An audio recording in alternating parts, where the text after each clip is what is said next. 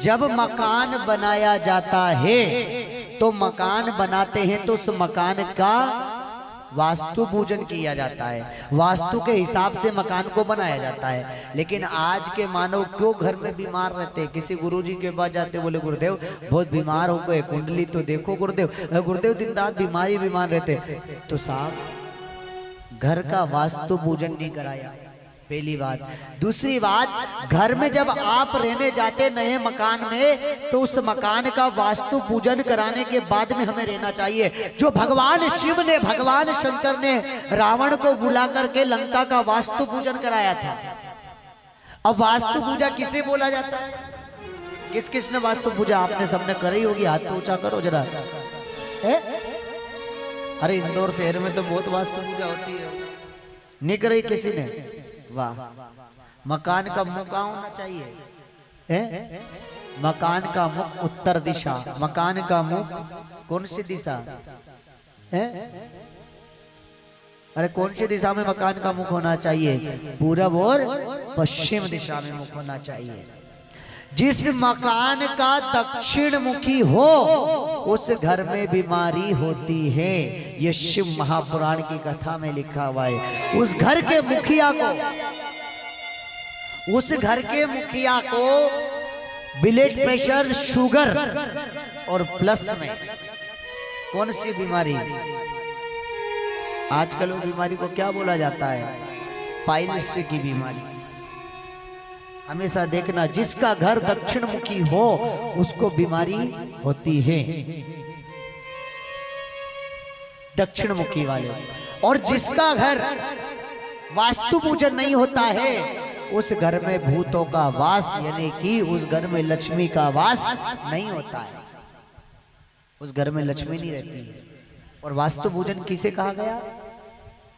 भगवान शिव ने लंका के लिए करे। माता पार्वती को कह रहे हैं देख पार्वती मैंने वास्तु पूजन कराया। और वास्तु पूजन कैसा? अग्निकोण। तो अग्निकोण में क्या होना चाहिए? बोलो जरा जम के, क्या होना चाहिए अग्निकोण में? अरे बोलो जम के, क्या होना चाहिए? शिव पुराण सुनते हो ना आस्था चैनल पे खूब है? हवन का समय। घर में अग्निकोण में रसोई घर होना चाहिए। ईशान्य कोण में भगवान का मंदिर होना चाहिए। नैऋत्य कोण में क्या होना चाहिए? हमारी पानी की टंकी वगैरह जो अपन रखते हैं। और वायव्य कोण में खुला होना चाहिए। लेकिन आज का मानव क्या करता है?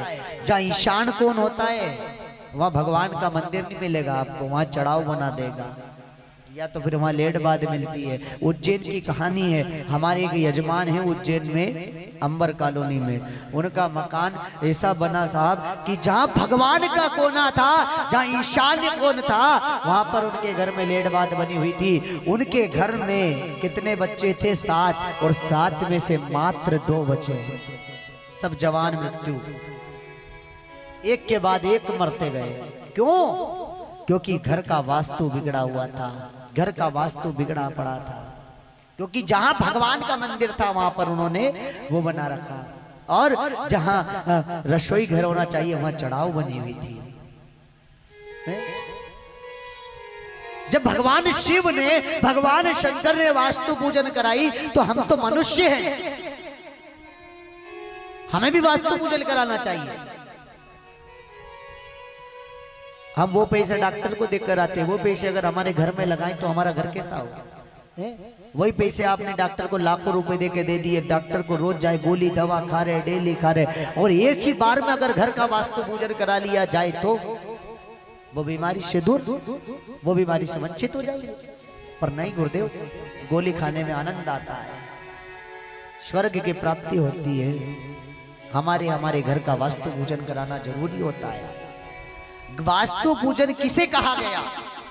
यानी कि अग्नि कोण में क्या होना? रसोई घर, और आपके ईशान कोण में भगवान का मंदिर, और नैऋत्य कोण में पानी की टंकी वगैरह, और वायव्य कोण में खुला होना चाहिए।